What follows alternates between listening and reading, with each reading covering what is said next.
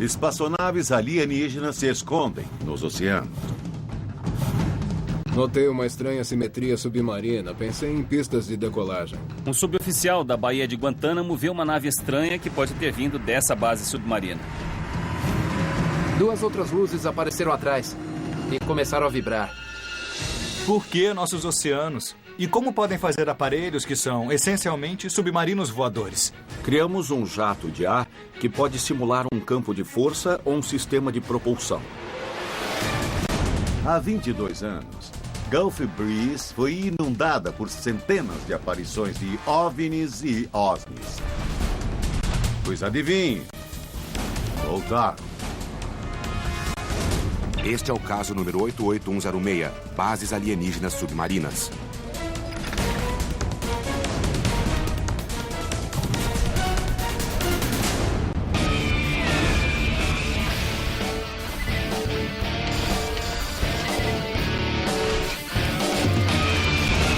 Caçadores de OVNIs.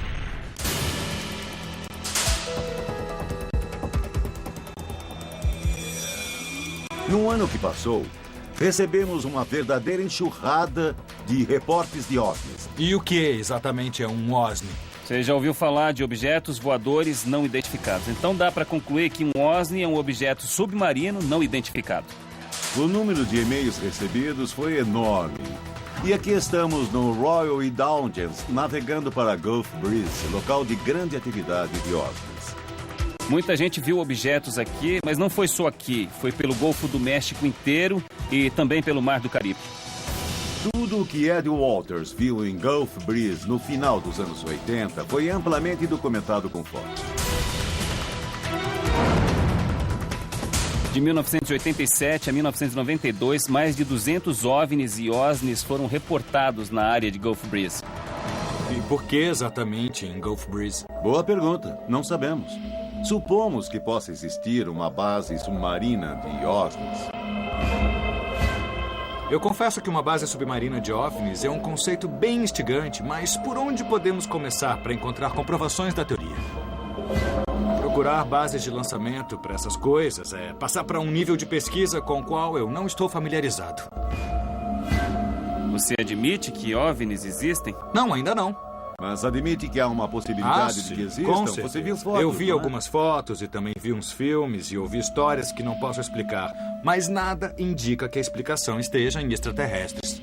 Acabamos de achar uma evidência incrível. Um ex-fuzileiro e planejador de jogos de guerra descobriu o que os peritos acham ser uma base submarina de OSNIs. Ele pode ter explicação sobre de onde podem vir os OSNIs vistos pelo Golfo do México. Quando planejava jogos de guerra, topei com uma pequena ilha a sul de Cuba, onde notei estranhas simetrias submarinas que não eram naturais. Sargento aposentado dos fuzileiros navais, Butch Dias serviu na Somália e no Iraque e suas credenciais são impecáveis. Olha, a norte fica a ilha principal de Cuba, a oeste a Ilha da Juventude e a leste, a cerca de 5 quilômetros mais ou menos, a esta formação que parece a intersecção do que podem ser pistas de decolagem. É mesmo uma imagem incrível, mas pode ser uma formação geológica natural ou um recife de coral. Eu sei que corais não se formam em linha reta, muito menos dois, e ainda interceptando, formando um X. É bem convincente.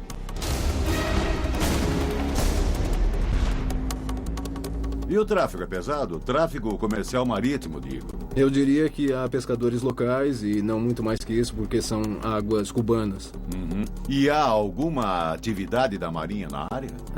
Se houver, eu diria que é pouca, pelo mesmo motivo, porque são águas cubanas. Butch, você viu muitas imagens como essas pelo mundo, não viu? Vi. E viu alguma coisa parecida com isso em algum outro lugar? Dessa forma, não. Estas duas linhas se interceptam. Já viu alguma linha sozinha? Sozinha? Bom, já, na verdade, a sul desta imagem no mapa. Há algumas, mas parecem ser canais debaixo d'água, porque ficam em água mais rasa e o topo é mais arredondado. E o X não pode ser de dois canais que se interceptam? Eu diria que não. Por que não? Porque parece que são estrias elevadas no fundo do mar. Então não são canais. Não são, não. São estrias convexas Elevadas, e sim. elevadas. De que comprimento? Mais ou menos 1,5 km. Nossa. Podemos mandar uma equipe de mergulhadores a essa área sem alertar os cubanos? Não. Eu não tentaria isso, nem aconselharia. Porque são águas cubanas. Isso mesmo. O ângulo e os dois lados do X são perfeitos. Os lados parecem bem retos e parece que o ângulo é específico, não surgido ao acaso. Se estendemos esta linha para sul-sudeste, ela aponta quase diretamente para Guantánamo. É curioso mesmo. Uma reta aponta direto para a Baía de Guantánamo. Sim, é o que me incomoda. O que significa apontar para essa direção? Uma dessas estruturas submarinas aponta diretamente para a Baía de Guantánamo e é uma área com muita atividade de OSNIs. Oficialmente, os militares americanos não falam no assunto, mas alguns soldados falam.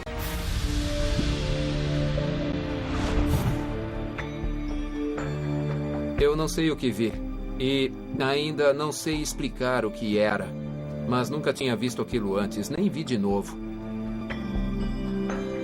Estamos em Alexandria, na Virgínia, e viemos ver Charles Howard. Há alguns anos, quando estava estacionado a bordo do USS Thorn, em Guantánamo, ele viu um objeto estranho.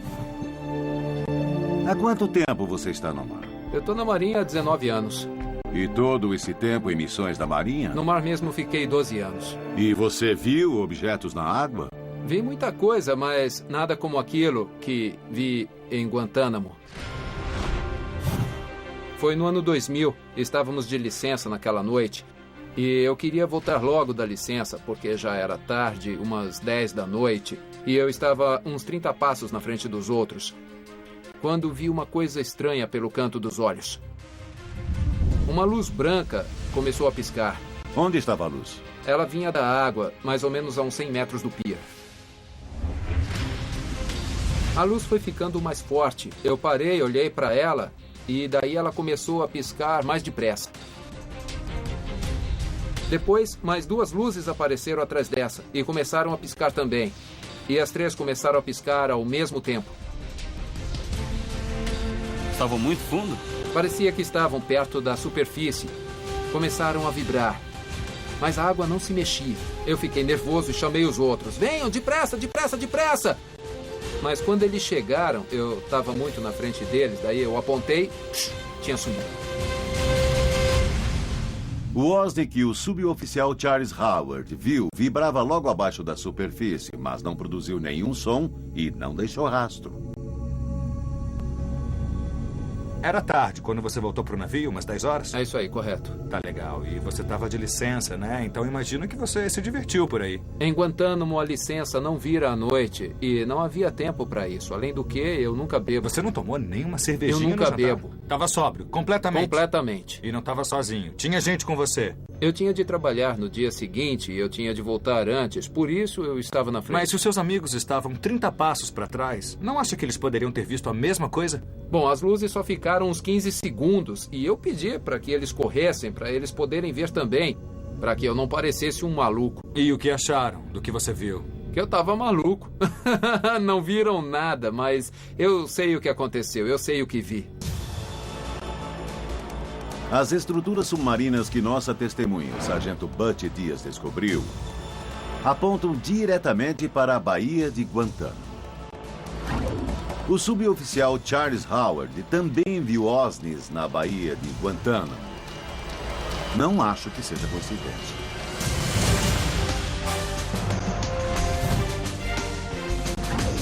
Cidade de Nova York. Objeto submerso não identificado. Há exatamente os mesmos OVNIs que você vê no ar, no céu. Há os mesmos submersos. Maximilian de Lafayette estuda OSNIs há 20 anos e escreveu um livro sobre o assunto e sobre extraterrestres no mar. Ele acredita que o que viram na Baía de Guantánamo e em Gulf Breeze seja parte de algo muito maior. O OSNI inteiro, o chassi da máquina, é um aparelho. E há uma espécie de escudo em volta do OSNI que nunca toca água.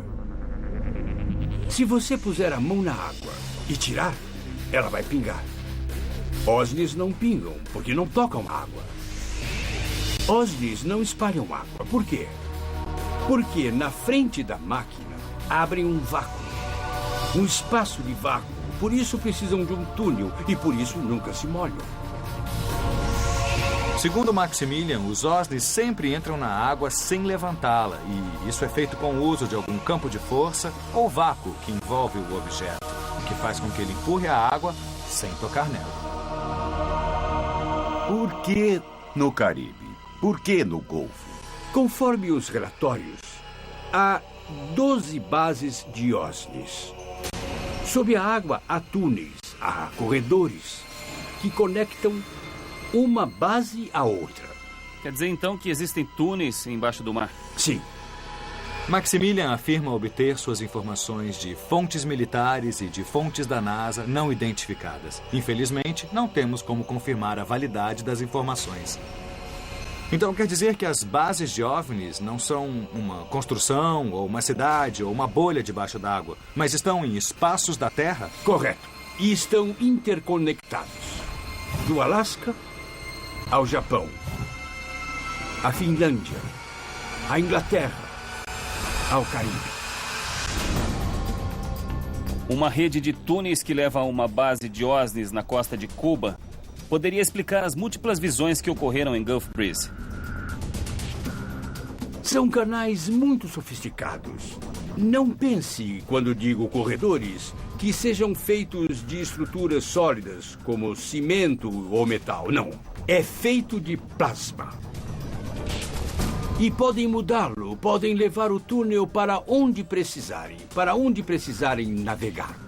Maximilian lançou uma bomba. Ele disse que as estruturas submarinas são túneis de plasma capazes de aparecer e desaparecer de repente. Isso certamente explica por que as estruturas submarinas da costa cubana não aparecem nas fotos de satélites tiradas constantemente. Nós temos excelentes informações. Nós sabemos pelo Butch que há uma estrutura submarina na costa de Cuba e o Max nos disse que pode ser algum tipo de base de OSNIs. Esperamos poder dar uma olhada nisso tudo de perto. Eu tenho ótimas notícias. O governo dos Estados Unidos acaba de aprovar nossa ida a Cuba para ver esses lugares submarinos. Isso é uma coisa fantástica. A gente vai poder mergulhar nas estruturas e ver como elas são. Ótimo. Talvez assim consigamos alguma prova do que há embaixo d'água. Vamos a Cuba, e isso é ótimo. Nós vamos lá mergulhar e ver a estrutura submarina. Não sei o que vamos achar, mas desconfio que no fim vamos ter uma explicação convencional. Se forem a Cuba para aprender Mumble, vão se divertir. Mas para ter acesso aos arquivos de OSNIs, nem pensar. Por que não, se Cuba está cheio de turistas? Você é americano. Quer ir lá descobrir segredos deles e voltar para os Estados Unidos? Já sabem quem vai esperar você no aeroporto para pegar os arquivos. Os cubanos nunca vão deixar você ver os arquivos secretos de OSNIs. Quando dissemos a ele que tínhamos de ir a Cuba e que tínhamos permissão para ir, Max predisse que não iríamos. Vamos ver.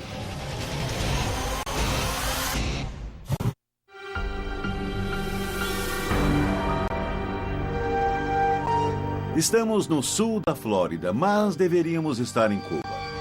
Recebemos permissão escrita do governo dos Estados Unidos para ir lá pesquisar e recebemos permissão verbal do governo cubano para pesquisar lá até que descobriram que investigávamos OVNIs.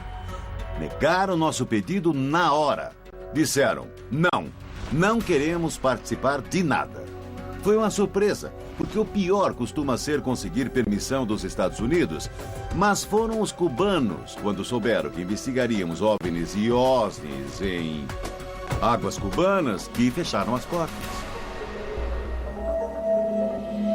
Apesar de, infelizmente, a gente não poder ir a Cuba, nós vamos receber 3 testemunhas oculares, ex-residentes da Baía de Guantánamo, que têm uma incrível história para contar. Meu nome é Nick Baggett. Meu nome é John Bromett. Meu nome é Eric Kendall e vi 2 objetos inexplicáveis no céu de Guantánamo, em Cuba. Foi no ano 2000 e eram umas 9h30 da noite, já era tarde. Estávamos caminhando para a casa de um amigo quando um outro amigo viu no céu 2 luzes brilhantes. As luzes começaram a girar. Durante quanto tempo? O que você acha? Foram algumas rotações depois e uma das luzes foi embora muito rápido, entende? Muito mais do que um avião ou um helicóptero. E a outra luz pareceu se aproximar de nós. Então me fala o que foi que vocês fizeram. Nós saímos correndo. E por que vocês saíram correndo? Ficamos com medo. É muito com medo apavorados. Quantos anos vocês têm? 19. E quando vocês viram isso, tinham... 10 ou 11, por aí. 10 ou 11. Eram bem jovens e já faz bastante tempo. E vocês têm absoluta certeza do que vocês viram? Claro, com Positivo. certeza. Crianças têm muita imaginação e veem coisas que não entendem. Apesar de ser uma boa história, eu prefiro ter testemunhas mais fortes do que crianças de 10 anos. Algum de vocês não vê possibilidade de ser, sei lá, um avião, um helicóptero, ou então um balão, faróis? Não, sem chance. Fogos? De jeito nenhum. Não. Ainda mais morando em Guantánamo. Tínhamos visto todo tipo de avião que você pode imaginar, voando o tempo todo por aqui. Então, o que fez vocês nos descreverem? Nós ouvimos falar de Charles Howard e relacionamos com o que nós vimos em Guantánamo. As 3 começaram a piscar ao mesmo tempo. Parecia que estavam perto da superfície. Ele viu luzes submersas. Era o mesmo tipo de luz, a mesma intensidade, a mesma forma, era igual. Vocês acham que viram alguma coisa parecida com o que Charles Howard Acho viu? que existe uma relação entre as coisas. Eis o que sabemos. Segundo uma fonte militar, uma misteriosa estrutura submarina aponta diretamente para Guantánamo. Maximilian acredita que essas estruturas são túneis que levam a uma base de OSNIs. Há uma alta incidência de atividade de OSNIs na Baía de Guantánamo e arredores. Mas e no restante de Cuba? Miami, Flórida. Los cubanos han estado vírgenes del tema OVNI hasta el año 2000. Os cubanos não sabem quase nada de histórias de OVNIs. E foi só por volta do ano 2000 que o governo começou a falar dessas coisas. Mas acho que há uma abertura na mídia sobre a existência de OVNIs. Carlos Ribeiro é um ufólogo cubano que se mudou para os Estados Unidos há 12 meses. Ele investigou centenas de casos de OVNIs e OSNIs em Cuba nos últimos 15 anos. Esse mapa é o resultado de mais de 200 entrevistas com gente que viu OVNIs. En el año 95, a finales del año 95, hubo una gran oleada en la zona sur de La Habana. Em 95, houve uma onda de aparições a sul de Havana. E trata-se de gente muito diferente que viu o mesmo tipo de objeto. Onde fica a Ilha da Juventude no mar? Um pouco ao sul. Aparentemente, a Ilha da Juventude está fora do mapa, aqui para baixo. O que coincidiria com o que Dias nos contou sobre as estruturas submarinas. Fizemos muito progresso ao conversarmos com ufólogos cubanos. Eles falaram de um local de muita atividade de OVNIs que fica só um pouco ao norte de onde achamos que há uma base submarina. Este caso es una sumersión que ocurrió en el año 93. Bom, nesse caso, ele fala de um caso específico. Foi um OSNI que entrou no mar nesse ponto do mapa. Era um objeto que voava a cerca de 60 km por hora, a baixa altitude e que submergiu de repente. Este se vio al oeste de La Habana. Este desenho foi feito por um médico a leste de Havana, de um objeto que saiu da água e que, quando saiu da água, tinha uma luz em forma de chama em cima, no meio. Isso me lembra muito a nave que Ed Walters fotografou em Gulf Breeze. A nave tem anéis em volta, um cordão de luz e uma coisa em cima, como nas fotos de Walters. É uma das mais incríveis histórias da ufologia. Em 1987, Ed Walters tirou fotos Polaroid de um disco voador e levou as fotos ao jornal de Gulf Breeze, que publicou um artigo sobre elas. Centenas de testemunhas se apresentaram, algumas dizendo que viram a mesma nave, outras dizendo que era outra nave e outras disseram que Ed Walters era um enganador. Apesar disso, Gulf Breeze se tornou a capital mundial de OVNIs e OSNIs. Miami, Flórida. Há 21 anos, entre 87 e 88, Gulf Breeze foi o centro do universo dos OVNIs. E esta casa teve papel importante. O Dr. Bruce Maccabee é um físico óptico da Marinha, aposentado, que estudou e investigou casos de OVNIs desde os anos 60. Ele analisou profundamente o caso de Ed Walters. Ed estava em seu escritório ali quando viu, vindo daquela direção, um objeto luminoso. Ele tirou uma primeira foto quando o objeto ainda não tinha passado pelas árvores. O lado esquerdo ficou tampado por alguns galhos. Ele tirou mais 4 fotos do objeto sem nada na frente. Só esse poste com um transformador ou uma caixa de telefone que apareceu muito bem nas fotos.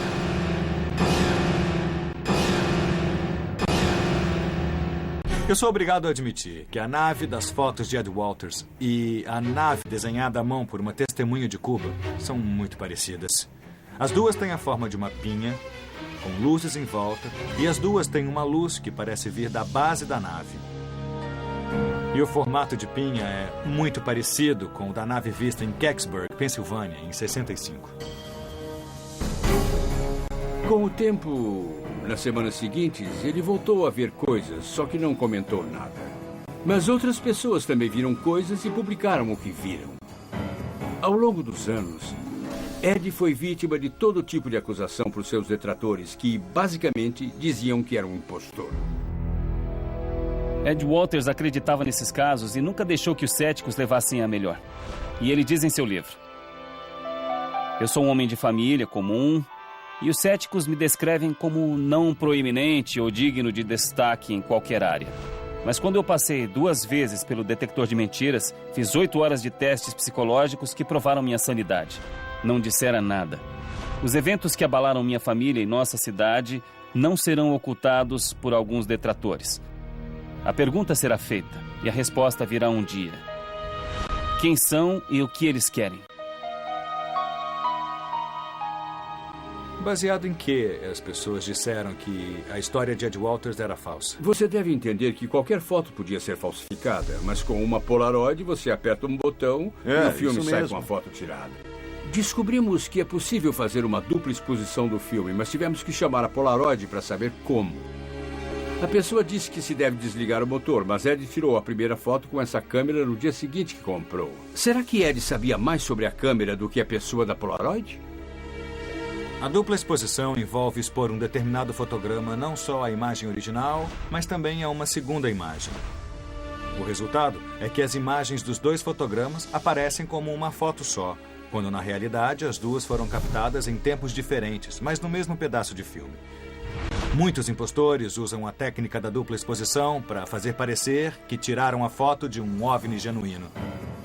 Mas a primeira foto é aquela que não poderia ter dupla exposição de maneira nenhuma. Porque a primeira é a que mostra a árvore na frente de parte do objeto. E isso não pode ser feito com uma simples dupla exposição. Pode-se fazer a dupla exposição com uma máscara, onde você bloqueia a luz do segundo plano, mas isso também seria impossível com uma câmera portátil. Tem de haver um registro muito exato entre a beira da árvore e a beira do objeto bloqueado pela árvore. Na mitologia do movimento de Gulf Breeze, só Ed Walters viu as naves, só ele tirou fotos, quando, na verdade, houve inúmeras testemunhas tanto antes de Ed Walters ver qualquer coisa, quanto depois, quando muitas testemunhas confirmaram o que Ed viu em repetidas ocasiões. 12 pessoas disseram ter visto exatamente a mesma coisa. Centenas de pessoas viram algo parecido. Então, não faria sentido o Ed Walters forjar as fotos quando todo mundo dizia que eram reais. Você acha que as fotos são forjadas? Não.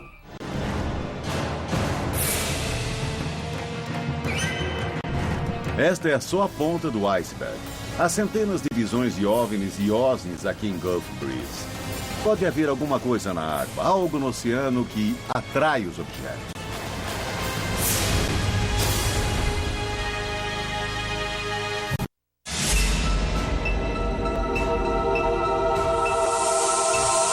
Meu coração disparou. Eu não sabia se ia colidir com o objeto. Era uma coisa que eu nunca tinha visto em 30 anos. Em novembro de 2007, o capitão Keith Broussard navegava em seu barco indo da cidade do Panamá para Gulf Breeze. Quando, de repente, um objeto não identificado, verde e brilhante, apareceu embaixo de seu barco. O que aconteceu depois o deixou apavorado. Eram quase 3 da manhã. Eu estava a 160 quilômetros ao sul daqui. Eu ia navegar a noite toda para voltar a Mobile Bay. E o que aconteceu foi que minha sonda de profundidade começou a variar. Mostrava 400 metros de profundidade e, de repente, mostrou apenas 4 metros. Havia alguma coisa embaixo do barco, mas eu não sabia o que era. Olhei para fora e a água estava verde e brilhava. Olhei para o céu e vi uma luz atrás de mim que parecia uma estrela, só que muito brilhante. Retomei meu rumo de navegação e, quando fui olhar de novo, a luz passou para a frente do barco. E quando a luz passou para frente, o objeto estava embaixo de mim e saiu da água e desapareceu no céu. Você pode descrever exatamente o que viu na água? Pensei que pudesse ser um submarino porque era cilíndrico. Mas não era, porque não havia nenhuma luz e a água em volta dele estava verde e também muito brilhante. Muitas testemunhas reportaram que viram OSNIs verdes e brilhantes embaixo de seus barcos, mas esse brilho pode ser bioluminescência, uma reação química que se dá na água e produz luz. Na verdade, 90% da vida marinha produz bioluminescência. Descreva a interação do objeto com a água. Eu posso dizer que o objeto empurrou a água e saiu dela.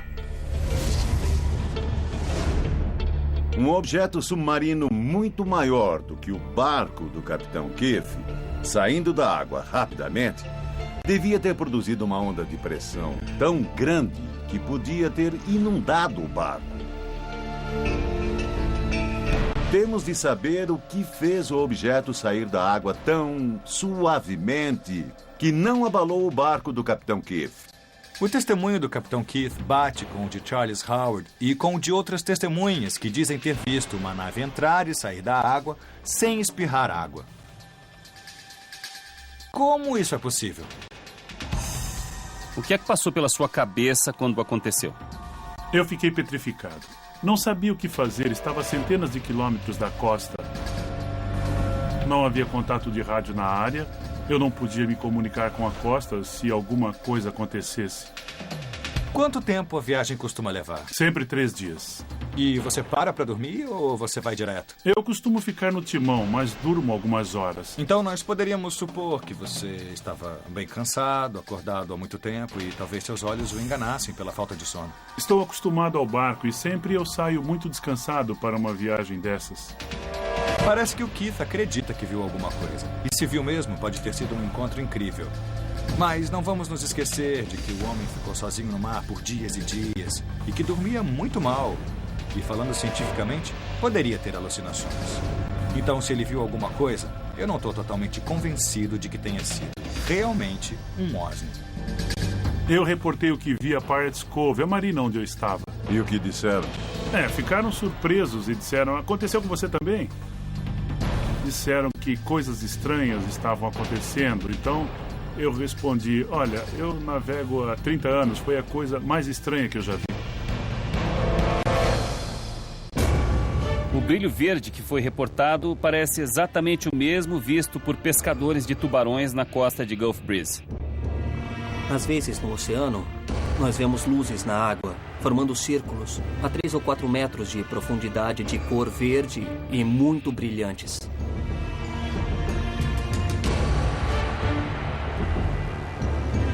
Estamos nesta praia do Golfo do México porque alguns pescadores de tubarões de Gulf Breeze nos contataram e disseram que veem luzes na água quando estão pescando à noite. O que fazemos é sair de caiaque com iscas para pescar tubarões. Vamos a 500 metros da costa. E quando chegamos, não se vê mais a luz dos hotéis nem nada. É tudo mais quieto. E vemos coisas no céu e na água que nós não vemos da praia. E ali nós vemos claramente. O meu nome é Marcos May e eu vejo OVNIs e também vejo OSNIs enquanto pesco. Na água, sempre vejo esferas esverdeadas. E elas se movem? Não, elas só ficam ali e brilham. Como é que a gente pode fazer para ver essas luzes hoje? Nós vamos de caiaque. Pode levar o Pat? Mas é claro. O que você quer dizer com isso? Você deveria ir ver. Você mesmo, ver as luzes, o que há na água. E pegar um tubarão. Isso. Mas tem muitos tubarões por aqui, né? Sim, mas nós pescamos muitos, então não tenha medo. Eles são grandes? Você acha que eu preciso ficar preocupado com isso? Olha, mais ou menos 120 quilos foi o maior que nós pegamos. A menos que você caia na água, eu acho que tá tudo bem. Então não caia. Que beleza. E os tubarões atacam na área? Com certeza. Um ataque de tubarão por ano, em média. Bom, eu vou ter isso bem dentro da minha cabeça quando a gente sair. Olha, eu acho que é bem legal o Bill e Kevin acreditarem na minha habilidade para fazer isso, mas não são eles que vão entrar em águas infestadas de tubarões. Se o meu barco virar ali, a coisa pode ficar bem feia. Então tá, vamos lá. Tudo bem. Vai lá, cara. E lembre-se, não caia. Ele tá meio hesitante, na minha opinião. Ih, ele foi apanhado por uma onda grandona. Mas eu não tô ouvindo gritos. Está vendo alguma coisa na água? Quando eu coloco o remo na água e empurro, isso cria bioluminescência, mas é preciso fazer muita força para conseguir criá-la. O Pat conseguiu causar luminescência só colocando o remo com um pouco mais de força na água. Isso é bioluminescência. É visto à noite, é uma reação química causada por um organismo e o resultado da reação é uma emissão de luz. É uma ótima explicação para o que os pescadores andam vendo por aí. Largamos uma isca. Parece... o Marcos disse que há muitos tubarões à nossa volta. Eu tô vendo sombras embaixo do caiaque, mas eu não tenho uma visão clara do que seja. É uma noite sem lua, então a água tá muito escura. A praia parece muito longe e se eu tiver algum problema, eu vou ter que remar muito. É bom não acontecer nada aqui, viu? Você está estável? Dá para manter o caiaque firme? Olha só, o caiaque tá balançando um pouco, mas não é nada demais. Tudo bem. Espera aí, alguma coisa bateu no caiaque.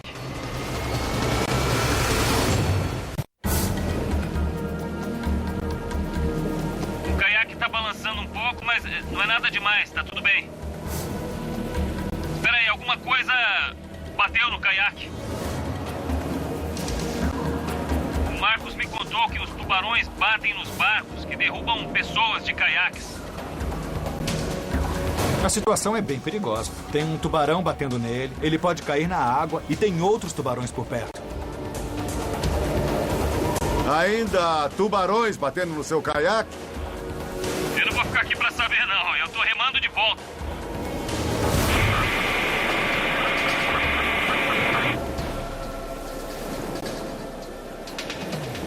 Olha ele lá! Ah, você conseguiu! Marcos, cadê o Pat? Ele não tá com você? Pat estava atrás de você? Estava! Eu não tô vendo o Pat. Pat, Marcos voltou, mas não estamos vendo você. Nós achamos que o Pat tinha voltado com o caiaque dele, mas na verdade não era ele. Era o Marcos. Aí eu fiquei preocupado. Não sabíamos onde ele estava, tinha correnteza e ele parou de falar pelo walkie-talkie. Estou vendo o Pat à esquerda. Você está vendo o Pat? Está vendo alguma coisa na água?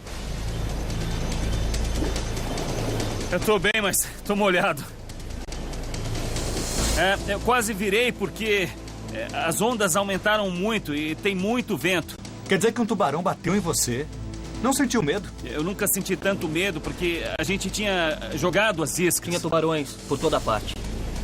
Não foi nada fácil, mas enquanto eu estava lá, remando com força na água, eu consegui recriar o brilho verde causado pela bioluminescência. O brilho verde que as pessoas falam pode ser apenas bioluminescência. Estava tão escuro que eu não podia ver o outro. Então, quando remava com força, você viu claramente a bioluminescência? Eu vi, mas ele disse que o brilho que viu era totalmente diferente. As Era em esferas forma eram de mais ou esfera. menos deste tamanho. Isso. E estavam a 3 metros na água. Então, o que você viu foi grande.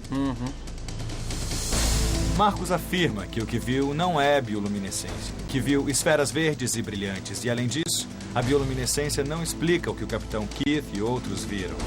Objetos entrando e saindo da água sem espirrar água. Olhei na direção do som e vi uma forma triangular com luzes vermelhas. De repente, entrou na água, mas não ouvi barulho, nem vi a água espirrar. Entrou diretamente na água da Baía East, sem espirrar água. Uma coisa que me fascina muito é que certos OSNIs entram na água e saem da água sem causar respingos. E fico muito curioso com uma coisa. Será que existe alguma tecnologia, algum formato de nave que possa realmente fazer isso? Eu já ouvi dizer que nós temos aviões supersônicos e que esses aviões criam um campo ao seu redor, de modo que há menos resistência em volta do aparelho. Talvez os OSNIs usem algo desse tipo. Eu perguntaria a um engenheiro aeroespacial se pode fazer um experimento em que gere uma onda ao redor do objeto, depois o coloque na água para ver o que acontece com a água. Eu investigaria.